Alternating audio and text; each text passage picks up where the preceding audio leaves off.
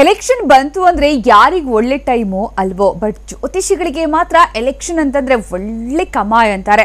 ಯಾಕಂದ್ರೆ ನಮ್ಮ ರಾಜಕಾರಣಿಗಳು ಮನೆ ಹೊಸರು ದಾಟೋಕ್ಕೂ ಈಗ ನಿಂಬೆಹಣ್ಣು ಹಿಡ್ಕೊಂಡು ಜ್ಯೋತಿಷಿಗಳ ಹತ್ರ ಹೋಗ್ತಾ ಇದ್ದಾರೆ. ಗುರುಗಳೇ, ಯಾವ ದಿಕ್ಕಿನಲ್ಲಿ ನಿಂತು ಮಾತನಾಡಲಿ, ಯಾವ ದಿನ ಯಾವ ಬಣ್ಣದ ಬಟ್ಟೆ ಹಾಕಿಕೊಳ್ಳಲಿ ಹಂಗಂತ ನಾವು ಕೇಳ್ತಿಲ್ಲ ಸ್ವಾಮಿ. ನಮ್ಮ ರಾಜಕಾರಣಿಗಳು ಇಂಥ ಪ್ರಶ್ನೆಗಳನ್ನ ಕೇಳ್ಕೊಂಡು ಈಗ ಜ್ಯೋತಿಷಿಗಳ ದುಂಬಾಲ್ ಬಿದ್ದಿದ್ದಾರೆ. ಎಲೆಕ್ಷನ್ ಅನೌನ್ಸ್ ಆದ್ಮೇಲೆ ನಮ್ಮ ರಾಜಕಾರಣಿಗಳೆಲ್ಲ ಟೆಂಪಲ್ ರನ್, ಜ್ಯೋತಿಷಿಗಳ ವಿಸಿಟ್ ಅಂತ ಫುಲ್ ಬ್ಯುಸಿ ಆಗ್ಬಿಟ್ಟಿದ್ದಾರೆ.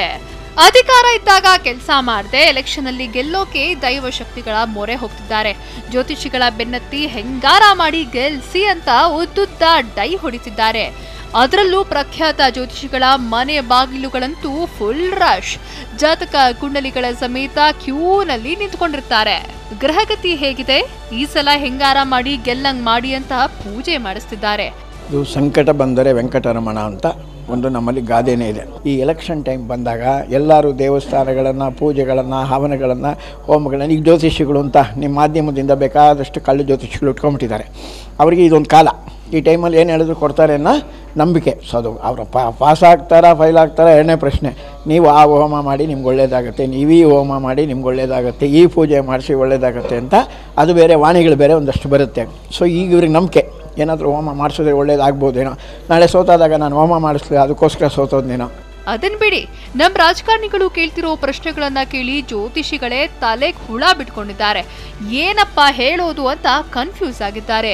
ಜ್ಯೋತಿಷಿಗಳೇ, ನನ್ನ ಪ್ರಚಾರಕ್ಕೆ ಎಷ್ಟು ಗಂಟೆಗೆ ಹೊಸಿಲು ದಾಟ್ಲಿ, ಪ್ರಚಾರ ಮುಗಿಸಿ ಎಷ್ಟು ಗಂಟೆಗೆ ಮನೆಗೆ ವಾಪಸ್ ಬರಲಿ, ಯಾವ ದಿಕ್ಕಿನಲ್ಲಿ ನಿಂತು ಎಷ್ಟೊತ್ತು ಮಾತನಾಡ್ಲಿ, ಯಾವ ವಾರ ಯಾವ ಬಟ್ಟೆ ಹಾಕೊಂಡ್ರೆ ಒಳ್ಳೇದು, ಗುರುಬಲ ಚೆನ್ನಾಗಿದ್ಯಾ, ಯಾವ ದೇವರ ಫೋಟೋ ಇಟ್ಕೊಳ್ಳಿ, ಯಾವ ದೇವ್ರ ನಂಬಿದ್ರೆ ನಂಗೆ ಒಳ್ಳೇದಾಗುತ್ತೆ, ಮತದಾರರನ್ನ ಸೆಳೆಯೋಕೆ ಏನೆಲ್ಲ ಮಾಡ್ಲಿ, ಗೆಲ್ಲೋಕೆ ಪೂಜೆ ಗೀಜೆ ಇದ್ರೆ ಮಾಡ್ಬಿಡಿ, ಎಷ್ಟು ದುಡ್ಡು ಖರ್ಚಾದ್ರೂ ಡೋಂಟ್ ವರಿ, ಹಂಗೆ ಹೈಕಮಾಂಡ್ ಟಿಕೆಟ್ ನಂಗೆ ಕೊಡಂಗೆ ಏನಾದ್ರೂ ಪೂಜೆ ಮಾಡ್ತೀರಾ. ಅಬ್ಬಬ್ಬಾ, ಒಂದಾ ಎರಡಾ. ಚುನಾವಣೆ ಟೈಮ್ನಲ್ಲಿ ಕೆಲವರು ವಿಶೇಷವಾಗಿ ನಮಗೆ ಆತಂಕ ಇರುತ್ತೆ, ಅವರಲ್ಲಿ ಆತಂಕ ಇರುತ್ತೆ.